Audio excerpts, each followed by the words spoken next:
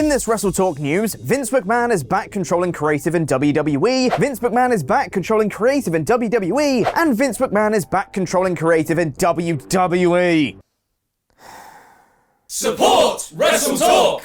If you watched Raw last night, you might have been thinking, damn, this sure feels like a Vince show. And hey, it was! Good on you for noticing. Now let's talk about it. While appearing on CNBC's Squawk in the Box to address not only the merger with Endeavor, but also the allegations against him last year and his role going forward in WWE, Vince would say in regards to creative that he would be involved at a higher level than before, but not in the weeds like he once was. But looking at last night's Raw, it was only weeds. And Matt Riddle came back too. Coincidence? Ahead of the show, Fightful Select would provide a planned rundown of the show segments and matches. However, some of these planned matches ended up not coming to fruition, with 2 women's triple threat matches being cut and replaced by the opening Omos vs. Elias bout and a women's tag match in the final third. These were a part of a number of late changes according to Fightful Select, with the That's Freakin' Wrestling podcast tweeting that they were seated behind production at Raw last night, and the team were handed updated sheets of information 3 times in 45 minutes, 2 of those being after the show was on air. These last-minute changes were noted as not feeling like those that talent and staff had come to expect under Triple H's regime, according to PW Insider. During the show, WrestleVotes would tweet that they had been told Raw has a large Vince McMahon feel and presence to it. Ha!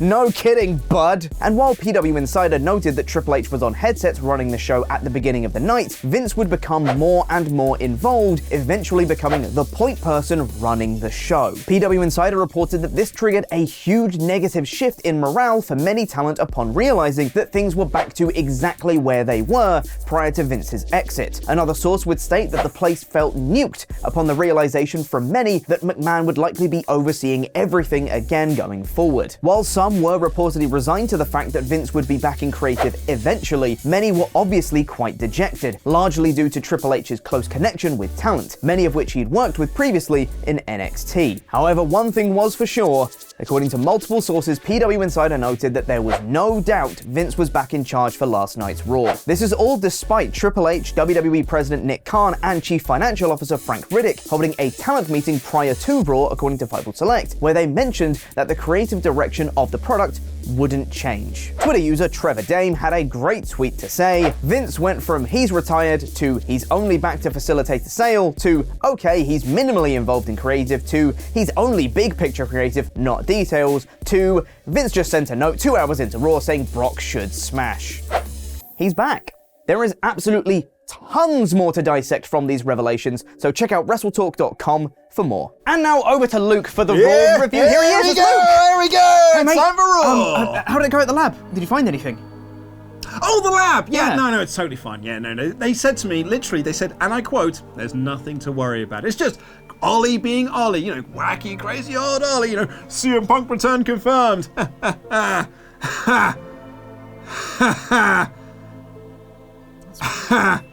Weird. A bit frustrating I didn't find anything though, right? Yeah. But it's all in the past now. It's all in the past. We don't have to worry about that sort of thing. Look, I'm going to review Raw, okay? So, hot tag me, Pete. Okay. Wait a second. What's with the costume? What costume? The one you're wearing right now, Luke. Oh, this thing? Oh, don't worry about that. But just so you know, I've got a 33 1/3% chance of winning at Sacrifice. Luke, that doesn't make any sense. Why are you talking about unrelated wrestling Wait a second. Son of a bitch. You've got it too! Whatever Ollie's got, you've got! You mean WrestleMania? Oh, I've got it, Pete. So hot tag me, Pete. No, I won't. Hot tag me, Pete. I need to find someone I can trust. Hot tag me, Pete. No. Oh, I'll get him. I will get him. Thank you for your support on Patreon, the $100 Man CD Horber and the Kessel Run DX Solo. And now it's time for my review of Monday Night Raw, aka, yeah, I'm pretty sure that Vince's back edition of Monday Night Raw in a sad 5 minutes. The show opened, however, with the other Vince McMahon of WWE, the actual head of creative Triple H. Head of creative. He cut a promo about how great WWE is and how, even on the day of the sale and merger with UFC, WWE will always be WWE, and they are here to stay. It was a good promo, and it was nice to see Triple H get a pop and reaction from this crowd. Also, I'm loving just how much Triple H looks like Obadiah Stane now. Vince McMahon was able to build this company in a cave with a box of scraps. He then brought out Roman Reigns, Solo Sikoa, and Paul Heyman, still bedecked with gold, but without the Usos with them. They lent into the heat they got from this crowd and talked about how they beat Cody Rhodes at WrestleMania. Cody came out to accept that yes, Roman beat him, but he knows that Reigns knows that Cody had him beat. And if it wasn't for Solo, he'd be standing there as the undisputed champion. He also only wanted to ask for one thing: a rematch. Heyman and Reigns turned down this offer for a title match tonight, so Cody counter-offered with a tag match instead, player. Heyman agreed to this under two provisos. One, it had to be someone who wrestled at WrestleMania, which would rule out returning stars like Randy Orton, Matt Riddle, an NXT call-up, or even Jay White. And number two, whoever walks down the ramp will never get a shot at Roman Reigns for the title. This is a crucial step. Whoever sides with Rhodes will be damning themselves into never challenging for the world title, just as Cody had done to himself in All Elite Wrestling. And who should answer this partnership but Brock Lesnar? And this was great for also two reasons. Number one, it'll be fun to see Cody and Brock team together, and two, Brock already cannot challenge for Roman's titles. It was a very good second opening segment, and it was hyped up a lot as a WrestleMania caliber main event, which is a classic little bit of Vince commentary. Just a little red flag for you there. Backstage, Heyman sent the Usos back to the private jet to start the celebration early, pretending that Roman Reigns was too busy to speak with them as he and Solo were preparing for their tag match. It was then revealed that Heyman was just doing the bidding of Roman, who didn't want his cousins around. Reigns was also concerned that Paul Heyman knew that Brock was going to answer the call, which is a callback to the whose side is he on storyline that ate up so much of the Brock and Roman feud a few years ago. It almost felt like a tease for another Roman versus Brock match, which is another red flag. And that was basically the first 45 minutes of this show. A lot of talking. Really hope we can get some wrestling on this pro wrestling show soon. Oh, well, here comes Amos to wrestle Elias. And you'll never guess what happened. Amos was cumbersome and won with no reaction in 100 seconds. This experiment is done and over. I don't think any of this has a point anymore. And that was the whole first hour of professional wrestling show Monday Night Raw. Commercial free, by the way, with its whole 100 seconds of professional wrestling. Who wants a red flag? And I'll be honest with you, the rest of the show was downhill from here. In fairness, it wasn't all bad. Rey Mysterio cut a promo to thank everyone for his lovely WrestleMania weekend where he got to spank his son, but was interrupted by Austin Theory to set up a match between the two. Rey had it won, but Dominic Mysterio and Damian Priest ran down to interfere to allow Theory to hit A-Town down for the win. Dom beat up Rey some more and then got in the face of Bad Bunny at ringside, who had also cut a promo to hype that he is the host of Backlash in Puerto Rico. The two got physical and Priest stepped in to remind us of their shared history, and then decked Bad Bunny and chokeslammed him through the announce table. It was a really effective angle and sets up a cool tag match of Judgment Day versus Rey and Bad Bunny for Backlash. Kevin Owens and Sami Zayn, you guessed it, cut a promo and laid out an open challenge for any tag team to step up. Then it was the Street Profits that stepped up following their win at WrestleMania and had the longest match of the night at a whopping whole 12 minutes, where Kevin Owens and Sami Zayn picked up the win. Oddly, despite their whole story being about taking down the Bloodline going into Mania, it never played a part of their promo. It was instead just a "we deserve it" promo. Much odder, however, was Seth's segment.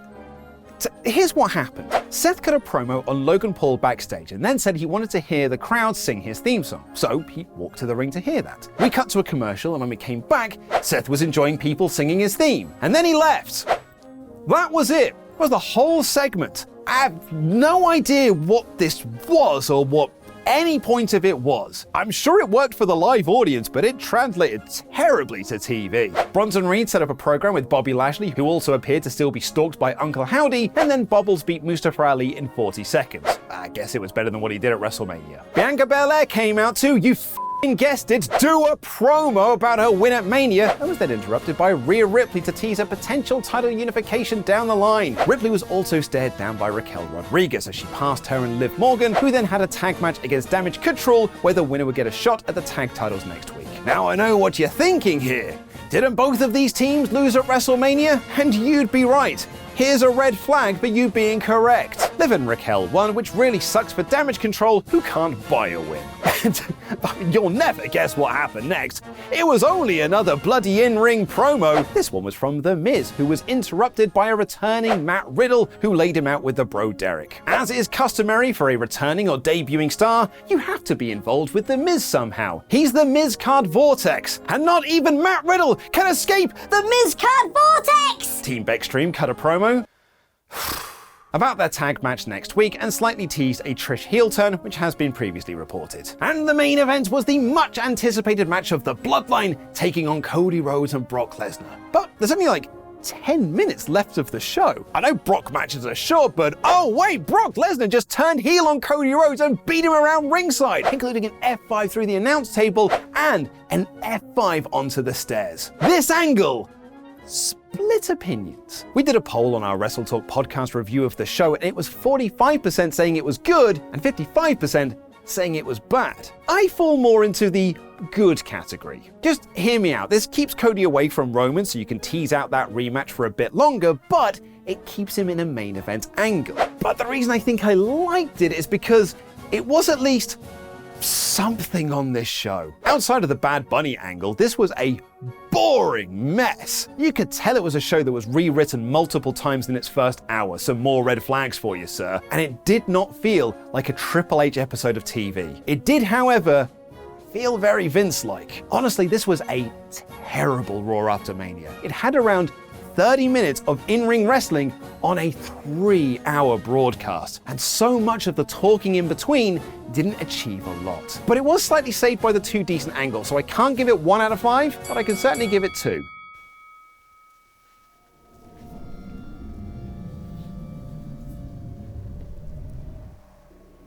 Did he do it? Did he? Hot tag. No, he didn't. But it's just a matter of time. Oh, I'll get you, Pete.